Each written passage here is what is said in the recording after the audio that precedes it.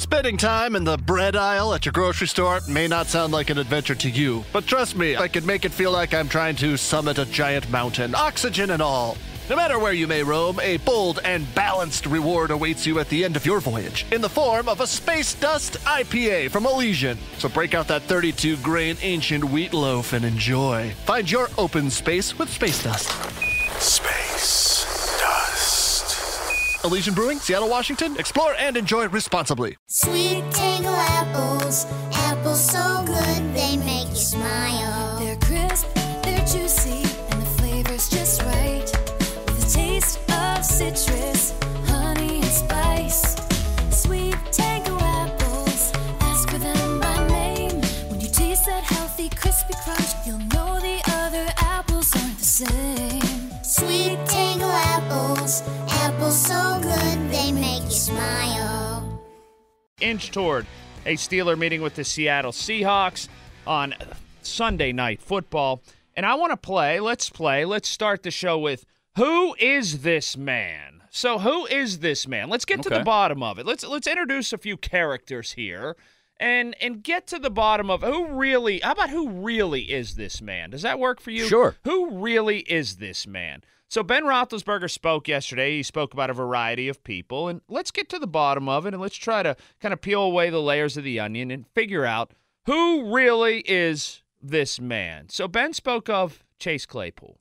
Playing the slot position in the NFL is different than playing outside. It's just a different animal. I think we have a lot of guys that can do it, but it's a feel thing. And you don't want to take away a big body outside that's got special skills. So, I think you'll see probably some more utilization of the tight end and running backs in there and different guys. So who really is this man? For me, Chase Claypool is a guy that you keep on the outside unless there's an emergency. People like Chase Claypool. Some do in the slot. They think it brings a different element. They like the way it could do some things from the inside. I like Chase Claypool working from the rail, then inside. I don't like him lining up inside because for me, it's tougher to get off the ball there. There's not as much space. He has to fight through traffic, and that's not what Chase Claypool has become. I like him vertically. I would really, and much what Ben said there, give me a running back in the slot if I have to. Give me a beefier tight end in the slot if I have to. It's against everything that I believe in offensively to move Claypool in the slot, again, unless it's an emergency. Keep him out on that rail. Do that. I don't necessarily have a problem seeing Chase Claypool run routes from the slot because we saw it work so well for him in college. Now, I do agree with you that we've seen him morph into something different since he's become a pro, and that it does. We have not. How often have we seen him line up in the slot? It just does not happen all that often. And when he does, how often does he run across the middle with his route? Does not happen all that often. But I think in this offense's quest to try and open up the middle of the field a little bit more and continue to do so without Juju available to them, I agree. Freiermuth is a weapon. Ebron, if he can hold on to the football, is a weapon. Backs lining up in the slot, including Najee, weapons that you can use. I don't mind trying Claypool from there occasionally, though, because I'd like to see how he can use his size to his advantage in the middle. Who really is this man? Ben spoke of another guy, Eric Ebron. Well, I had a big third down catch last week, and I think, honestly, I don't think anybody in the skill side of the offense is having the season that we've hoped for yet. And that really comes down to not winning football games. That's what we all should want to do. Nobody's really had a huge game, and so I think everyone's just doing a good job of being patient, understanding that once the offense starts to click a little bit, hopefully everyone will be able to start to reap the rewards of that. Ben goes, well, he had a good catch, and then he lumps him right in with, well, nobody's really played well, which means he's had a good catch, but he's underwhelmed.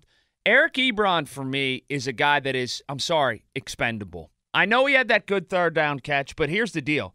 When you're losing snaps to Gentry, and Gentry is now your blocking tight end and the guy that's in there and the guy that's getting some run, this Eric Ebron experiment, and I know he had that third down catch, and I know that Ben spoke a little glowingly of him, it's a guy that's been a gigantic disappointment for me, and I don't know any way around talking about it like that. I don't know if Ebron hasn't been exactly what we feared he would be when he came over here. And look, at times, he's got an opportunity right now to really continue the course positively for this offense, and I don't know if he'll grab it. The conundrum of Eric Ebron is he looks so good out there running routes and getting open, but it's just hold on to the damn football. And look, the Eric Ebron experiment, if we want to call it that, his time with the Steelers is probably not long beyond this season, if at all.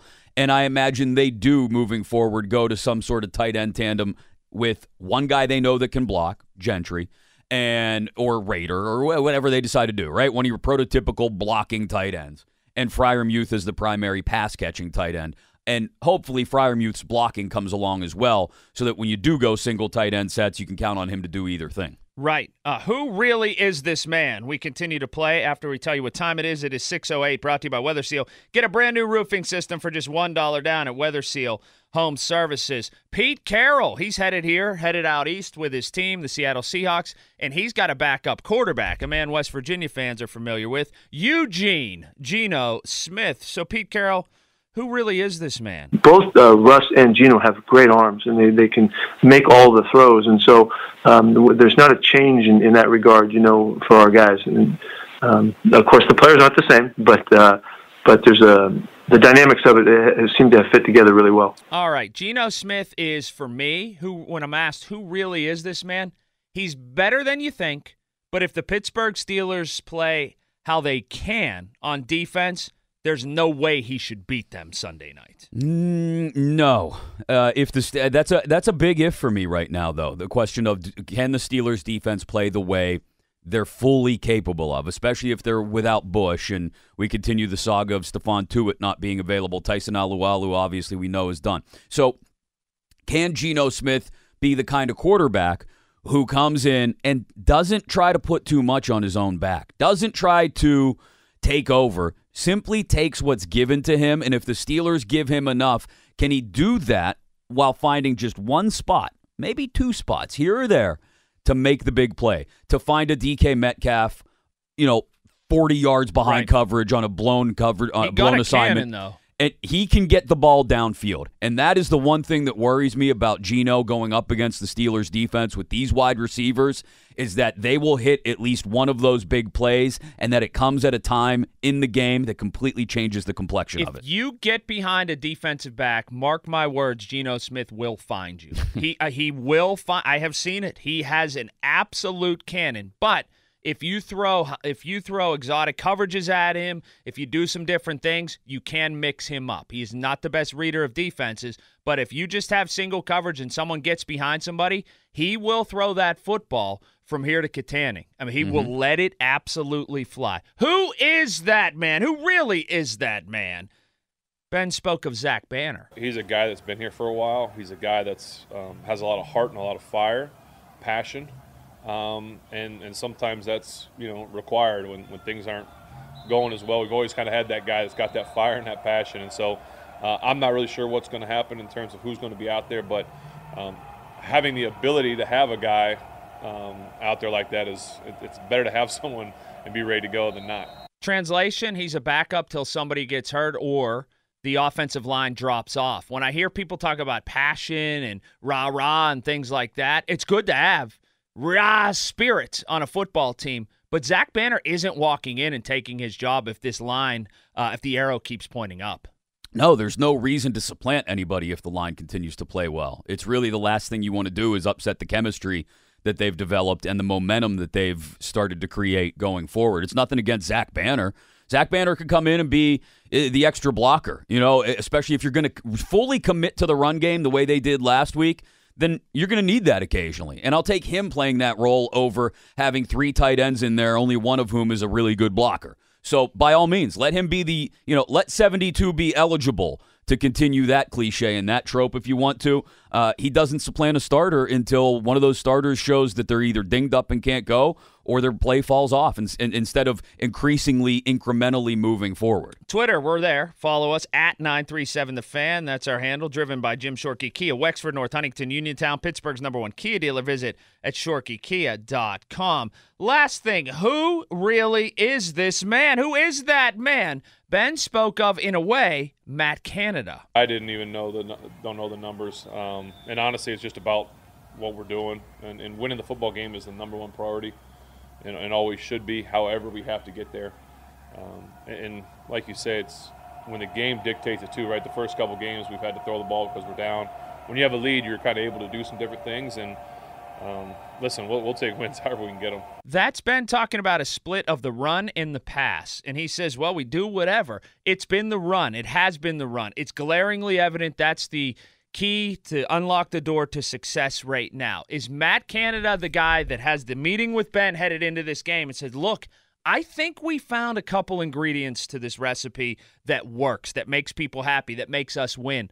Let's go, and I'll scale back on my philosophies a little bit, and we'll become a run team. You scale back on your philosophies a little bit in that you want to throw it 40 times. Let's meet somewhere and do what's best for those other 10 guys. I do what's best for the people on this roster. Let's just eke out wins, Ben. Let's go do that and hand the football to the running back and have him touch it a ton of times. Let's manage the game. Right. That's exactly what my worry, again, when I look at things that have me concerned about Sunday night's game, my worry is they get down by a touchdown maybe, okay? It's 7-0. It's late first quarter, early second quarter, and all of a sudden Ben Roethlisberger looks across the line and he sees 8 men in the box. And he sees Jamal Adams sneaking up to the line, ready to lay the hammer down, right? And he gets skittish and he decides we're going to throw. And I don't know, he hits somebody for a 7-yard pickup. They get a first down. And then maybe he gets enamored with the idea of throwing the ball again. And Ben falls into old habits, which are very hard for the old dog to break. And he wants to just sling it all over the yard because they have a tiny bit of success here or there.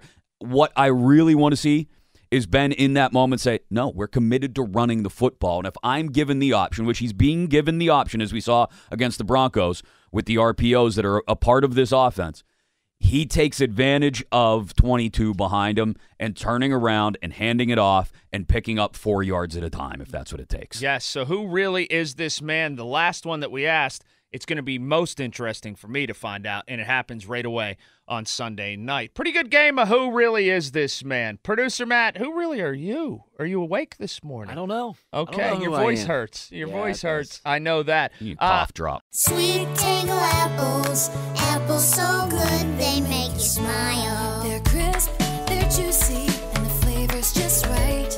With a taste of citrus, honey, and spice.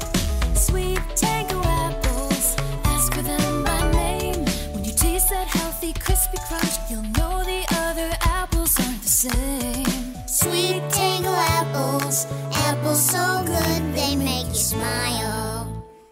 Got a hankering for a sessionable hazy IPA? Elysian Brewing's Contact Haze is just the brew for you. Order Contact Haze and your other favorite Elysian brews like Space Dust from ElysianBrewing.com today for free delivery. ElysianBrewing.com. Must be 21, please enjoy responsibly. Man, there are a lot of podcasts out there. Definitely. I mean, there's 3 million shows, 50 million episodes, and more every day. I mean, who has the time to figure out which ones are the best podcasts? We do. That's who. What's up, guys? I am Alicia Renee. And I'm Dax Holt. And we are your hosts of Pod Sauce, a podcast discovery show. Look at us as your podcast concierge. We do all the work for you. We listen to the shows, review them, pick the best episodes, and interview the hosts. Pod Sauce. Let us help you find your next binge. Tell them where to go, Dax. Go to podsauce.com.